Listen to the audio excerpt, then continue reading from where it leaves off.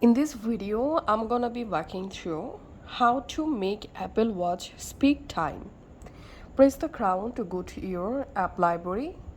In app library, open the settings app. In your Apple Watch settings app, scroll down and find out the clock app here. Then open the clock. In clock settings, scroll down.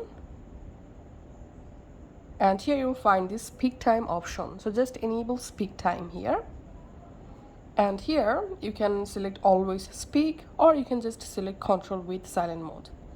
Now whenever you want to make your Apple Watch speak time, just go to your Apple Watch face and use your two fingers to long press on your time, 8:25 p.m. and your watch will speak the time 8:26 p.m. just like this. 8:26 p.m. 8:26 p.m. That's it for now.